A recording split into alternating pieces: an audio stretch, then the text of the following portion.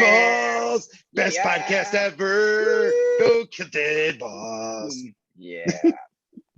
All right. We have a special episode today.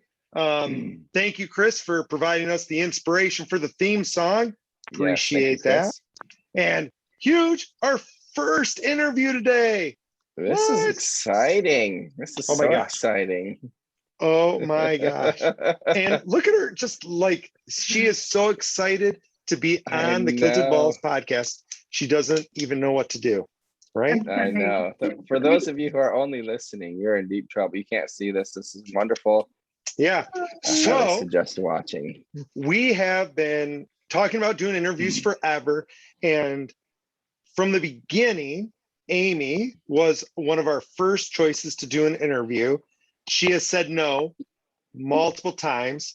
We have badgered her, but she got a haircut today.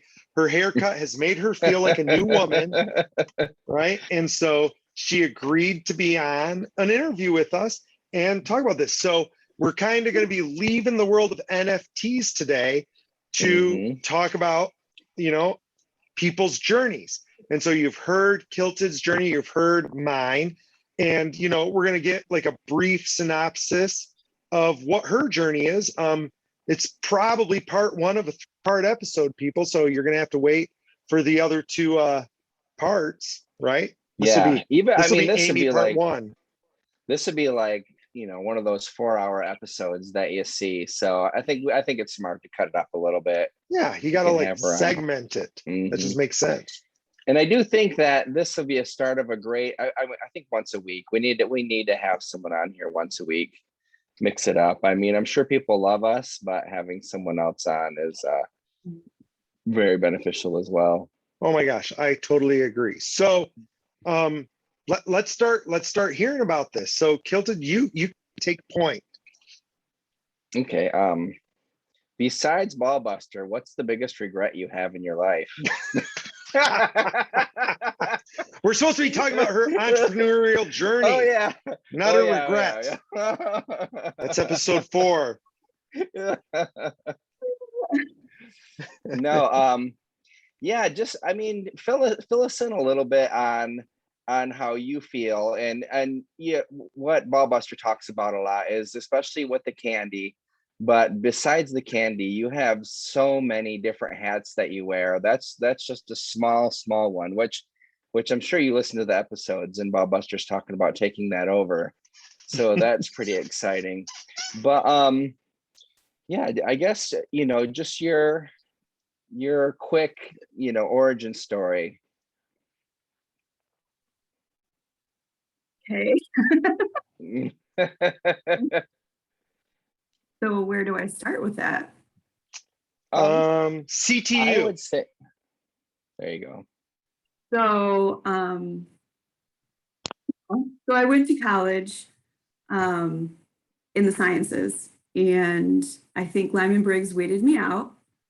And a different career path. I really was interested in business. The business college was pretty daunting at MSU. Since I was already 2+ years into my college career, it was like kind of jumping into a 3-ring circus without any training. I've always loved campgrounds, loved camping, growing up camping. So I went into the park recreation and tourism field at Michigan State University, but I did a small business emphasis. So I got my degree there. Then of course, did the whole internship thing. And my senior project was bed and breakfast.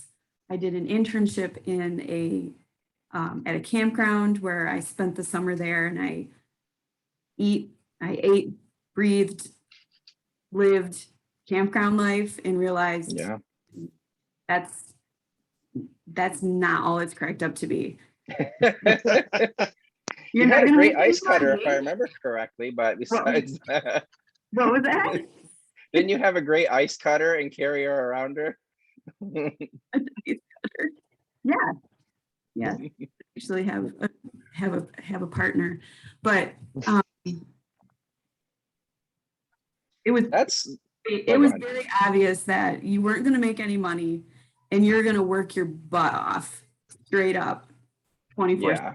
And I was like, that's just maybe not what I want to do. But once I graduated and I didn't know exactly what I was going to do, I went through a temp agency. I ended up working at the Clerical Technical Union. And then they hired me on full time, and I'm working there for this labor union. Had some very interesting experiences there, and it was a labor union full of secretaries. And my boss was a secretary. My next supervisor was a secretary, and I was governed by a board of secretaries at this labor union. So it's a secretary labor union. It was crazy. And then as a secretary at a secretarial labor union, we wanted to unionize and they wouldn't let us. So we went through the whole process of unionizing, me and this one other person working for a labor union. We unionized with the Teamsters. And oh, wow. quite the experience. It was interesting to see a bunch of unionized secretaries go against the union process. Their own wanted to unionize. So just a lot of interesting experiences there. And I'm sitting in this secretarial position, and up walks the new owner of the shopping center, Brookfield Plaza. He wants to remodel the whole thing. He wants to put a bunch of money into the shopping center and where our office is. And I kind of became that liaison for this person. Next thing you know, I'm working for him. So I basically moved down the hall and I become some type of, I don't know, not a secretary, but as an assistant, I would say more, to the owner of this office building and shopping center. And I kind of make many hats. Yeah, I start making my own. Thanks, buddy. All right, another guest. Yeah.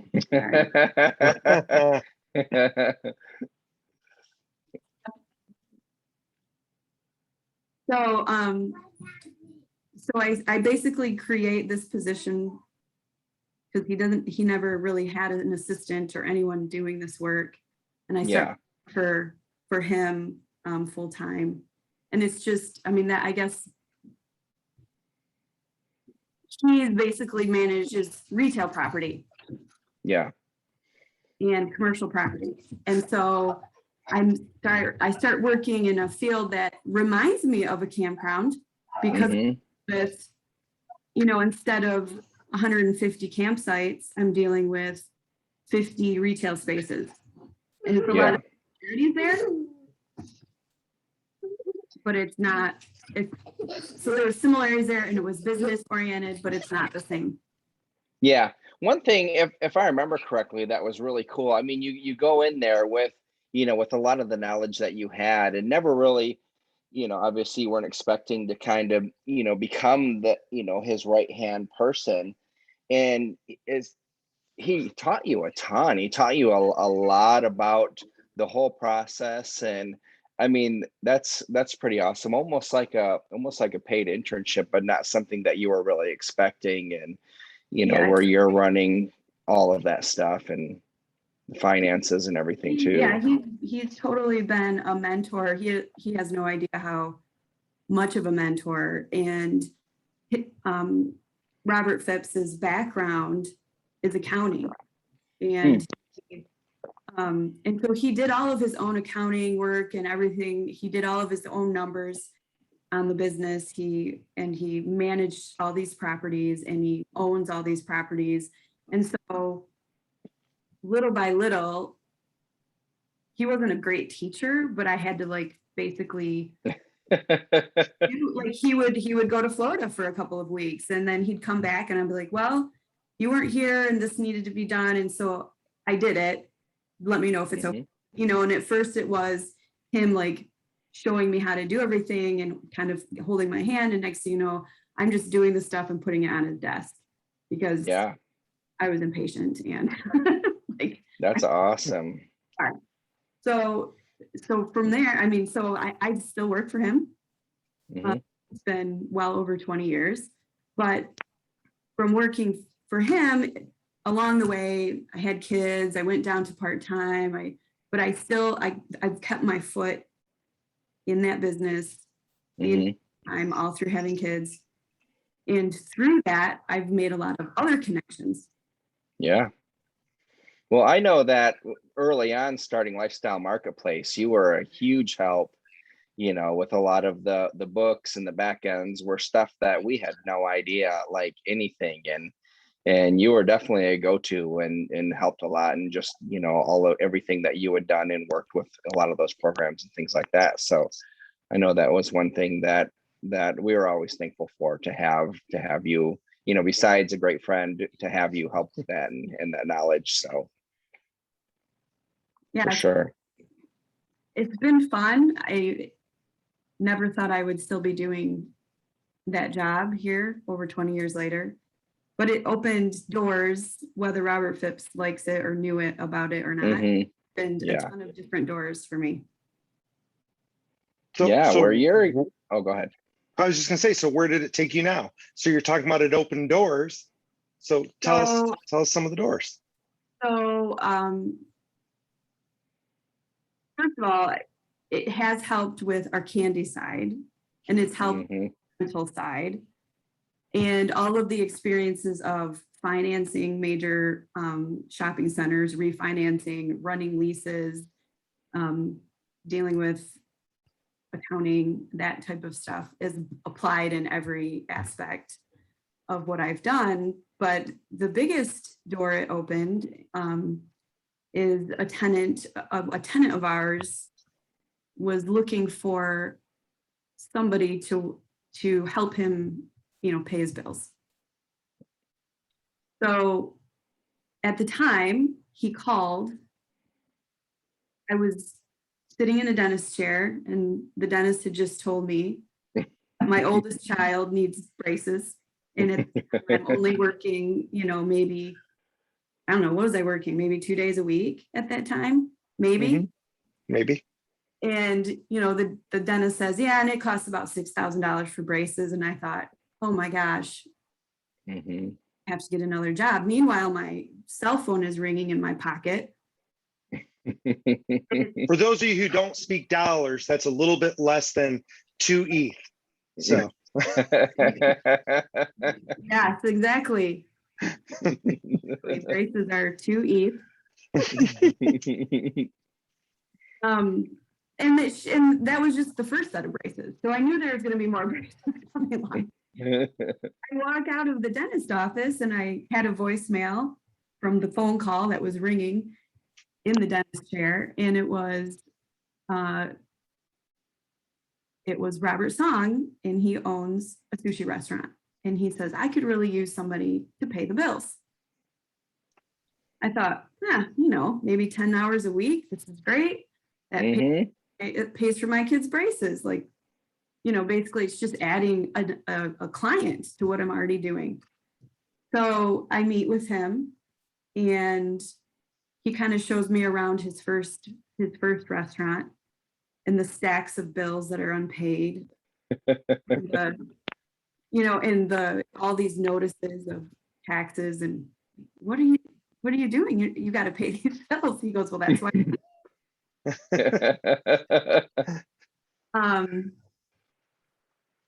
I said, well, okay, I can pay bills. What I didn't realize is there was no systems set up. They used Quick as a way to print checks. That's it. Not to do printing, just to literally shove paper through a printer and print a check. That's awesome. Yeah, no systems whatsoever. No system, no way of accounting, no way to track if people are getting paid, nothing. There was just nothing. And this is a restaurant, and I don't know anything about restaurants. I also had, I take the job, and I worked out of my car, out of the home, and out of a tiny closet that was the office in this restaurant. And he had 2 restaurants at that time, and he was just about to open a 3rd. There's so many crazy stories. I don't know anything about restaurant life. And sitting in that tiny little office, crazy things like I'm paying a bill and a server comes running in, blood everywhere. Like, I think I cut myself. Like, you think you cut yourself? Just give me a Band-Aid. It's the lunch rush. I'm like more than a Band-Aid. It looks like it might need more than a Band-Aid. And, you know, in restaurant, people are crazy. And they're like, nope, give me a Band-Aid. Can you just wrap it up? I'll deal with it later. Okay. And out he goes. And I'm like, whoa. You know, just restaurant life is nothing I had ever experienced before. Not even to mention the business side of it, the numbers, books of it. I mean, it was just, it continues to be such an interesting industry, tough industry. So I'm still for Maru, and it's been 8 years. That's so awesome. And how many restaurants does he have now again? So he has 6 restaurants. We have 7 restaurants, but we actually merged a couple of restaurants. So we're at restaurants plus a cottage inn, which is our redheaded stepchild, because the rest of restaurants are sushi restaurants and cottage inn is pizza. We are hoping to open probably another one early next year. And we have an aggressive growth strategy in mind. That's awesome. I work more than 10 hours a week now. We have an office, a headquarters. We have 12 employees at that headquarters. It's grown a lot in the time I've already worked. And then so you're not paying bills anymore?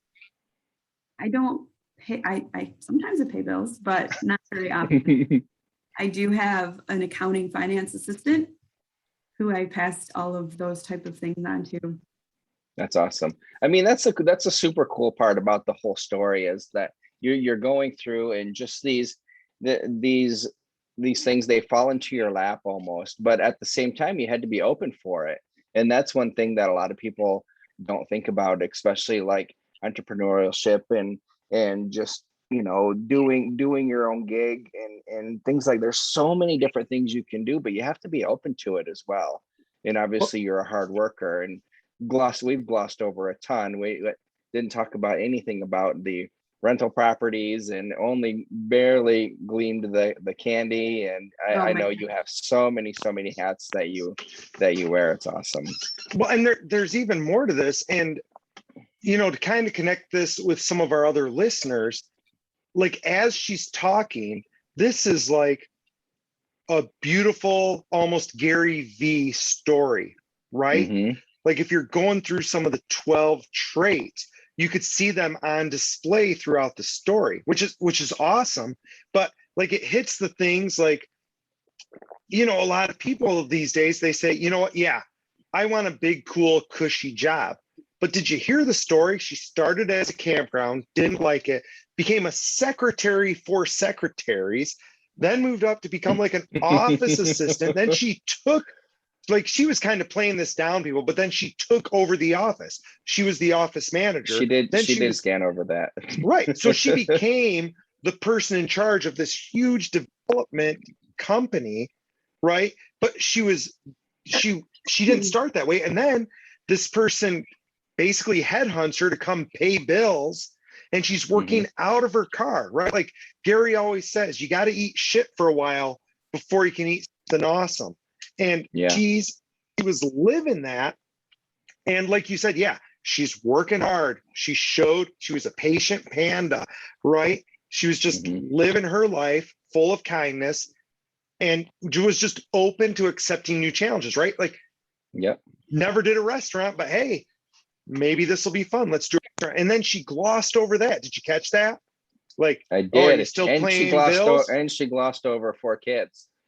Yeah. Oh yeah. And I had 4 kids. Like All right. amazing She's like, mother. yeah, I don't pay bills anymore, but I do have an accountant under me. I mean, an accountant assistant, and we have an office now of 12. Right. So for those of you who didn't like follow along, like she went from like, I'm going to pay bills for this 1 or 2 restaurants to now she's like doing the finances for these restaurants. Right. Pretty And sweet. so it shows the growth you can have when you're busting butt, when you're showing kindness, when you're doing the right things. And then you've got to share this if you could. I don't know if you can shrink this story and make it good for our listeners, but not only did she get a haircut, not only does she get featured on this podcast, right? But she had a huge interview. win today at Maru. Huge So win. she's huge win. So tell us your huge win today. And, you know, we'll see if we can make it make sense, but tell Okay. us your huge win.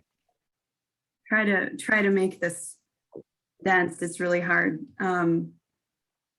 Our biggest restaurant in Detroit is In Detroit, Michigan. Woo! yeah has had a lot of struggles due to COVID, labor shortages, mechanical issues. You name the hurdle, we've had it since April, and we finally are ready to open. We've been ready for 2-3 weeks. Like, we got to open. Dealing with big city bureaucratic red tape. There's constantly some inspection or something that's not ready. And today, we're going to open today. We're opening today. All we need is this one guy's signature. And the GM wrote, and she's like, I've been on the phone for 2-3 hours. You know, this guy, Carl, he's our inspector. I can't get a hold of him. He's the one who initiated the process. He's the one that's got to sign off so we can open. I can't get a hold of him. And I wrote her back and I said, can we just bombard his office with calls? I mean, you know, the squeaky wheel gets the grease. Like, what do we do? She's like, well, maybe somebody with a bigger, fancier title calling might work. Carl is not taking any calls, voicemail's full, email's full, not responding. But his supervisor, Inspector Watson, here's his number, maybe a call, wink, wink. I thought, well, I don't know this guy, you know, Detroit, let's do it. I'm just calling this guy. So I call him and I introduce myself. I said, we just want to open. Like, everything should be set. They told us. Wait. How did you introduce yourself? I was wondering that too. Yeah. So, I introduced myself and the guy talked to me. I introduced myself as the director of finance of Maru Hospitality Group and representing Maru Detroit. I said, we need to open. We just want to sell our food in Detroit. It's been a long struggle. It's COVID. We just want to open. Here's what's happening. We just need this guy's signature. We don't know what's going on. He was confused and confusing. I think there's a lot of big city Detroit issues going on. There was a lot of, he couldn't find our store and he couldn't find this and he couldn't find that. And he said, well, let me check on something. I'll call you right back. I thought, no, I'm not hearing from this guy. About what time was this? What time of day? This was like, what, maybe 10 this morning? Okay. So 10 this morning, yep. So I actually get a call back 5 minutes later. I was shocked. He's like, okay, here's the thing. Carl's brother died yesterday. That's why nobody can get a hold of him. I'm going to send somebody out to the store soon. We're going to work our best to get this happening. I'm like, okay, that would be great. You know, thank you. I still wasn't very optimistic, but okay, sure. As I'm walking in to get my hair cut, I get a call from the inspector. Says, okay, you know, we were just there.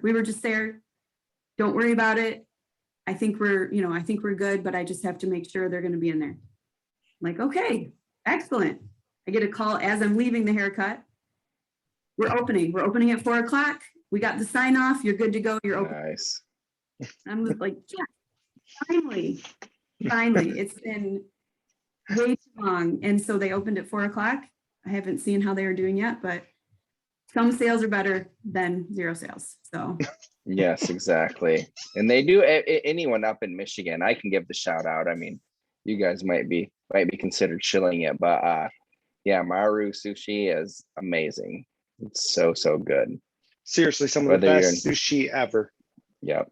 Yeah. Lansing, Grand Rapids, Detroit. I haven't been to the Detroit location, but Kalamazoo, Midland. Kalamazoo. I Yeah. haven't been there or either. Two in Grand No. Rapids. I tried to go to Kalamazoo, darn Jamie. Oh Yeah, yeah. messing it all up. That's a gorgeous space too. It's so pretty. Yeah. And It's awesome. yeah, I just love that journey, right? From now Mhm. on what you're doing and just kind of slowly working your way up, right? I'm like, that's nice. It's So I nice. have to talk to my finance accounting assistant person. He's a younger person, has a degree in accounting, and he's frustrated. He's frustrated because he wants to do accounting. He wants to do accounting. And then he comes to me and he says, and I have accounting questions for him because guess what? I might be the director of finance, but I'm no accountant. I might know accounting and I might know how to work programs that do accounting, and I know a lot of it. I have a lot of experience in it, but Mhm. I'm not a CPA. And so I'll ask him accounting questions. He doesn't know the answers, but then he gets anxious because he wants to be an accountant and he wants to do all this accounting. And I always have to remind him, I'm like, this is where my journey was. You know, Yeah. a degree is good. It's great to have. You have some of that base knowledge or that backup knowledge, but applying that degree takes so many forms. Mhm. Many forms. And in this day and age, too, unless you're a CPA, there's so many systems out there, you know, even from QuickBooks to the system we use now, which we went to a restaurant specific accounting inventory system. Accounting knowledge is good to have, but you don't have to be an accountant to run these systems anymore. You know, you can gather all the information, and then, you know, for tax time or whatever, you can get advice from your CPA, of course, and you can get accounting advice. That's a good thing to do, but it's just a different thing. And so applying that stuff is my biggest piece of advice to younger people coming out of college with this degree. Mhm. Applying it doesn't always look like what you think it's going to look like, basically. Yeah. Well, and you know what? Actually, while you were saying that, like both of the Maru sushi creator and the Phipps company creator, like the degree wasn't real estate development, you know, Mhm. but that's what he did. That's what he's done forever, you know. And Maru, I'm sure he had plans for that, but you know, that's his degree wasn't sushi restaurants. Right. Yeah. So yeah, the journeys are not linear, people. They're not aligned. I was just having that talk today. And there, Tristan wants to have his whole life figured out, and I was like, "How about you narrow it down to like 5 years at a time? Like, you do this, and then 4 years down the road, you can decide what you want to do next, and go from there." Because 9/11 just came, or yeah, 9/11 came up, and when I was 26, when that happened, I was in the duplex with you guys. I was Mhm. riding my bike to work because the $150 a month rent and food and gas didn't all work out for what I was making. I mean, 20 years, a lot can happen in life. Risky, huh? Well, think about Because this. When remember, you I think was about riding how my bike. yes, when you think about how crazy things have been, nobody anywhere knew what a bored ape was a year ago. No. Nobody knew this stuff, right? Mhm. Like, and people have become millionaires overnight by doing this stuff, right? Like, That's the exciting part about what things we're are doing, changing what we're so doing. fast. It is, And it's but everybody. it's everybody, and even like she's in the middle of the restaurant industry, right? And we see Gary Vee opening an NFT restaurant, right? Mhm. Things are being revolutionized right now, and you can't sit there and say have a daughter-ish who's always planning her life out. Like the whole thing is planned, everything. And I'm like, you can't do that. Like it's changing too fast. Yeah. Like plans are good, but understand they're really, really fluid, and it's better to have 20 plans, right? And kind of go that way. She must have heard me because she was like Snapchatting me at the same time. By the way, I read up on Gary Vee a little bit. I didn't realize he was the founder of Resi, which is what we use for restaurants. It is? That's what you use? Yeah. Actually, bigger city ones, we use Open Table because that one is quite a bit bigger presence, especially in bigger cities. Open Table has a huge platform, but Resi really is growing quite quickly and actually gives us such a better value for what we get. But yeah, so all of our stores are on Resi now. Look, That's you have awesome. a Gary Vee connection. That is so awesome. Well, guess what you're getting for Christmas? A book from Gary Vee. So Man, are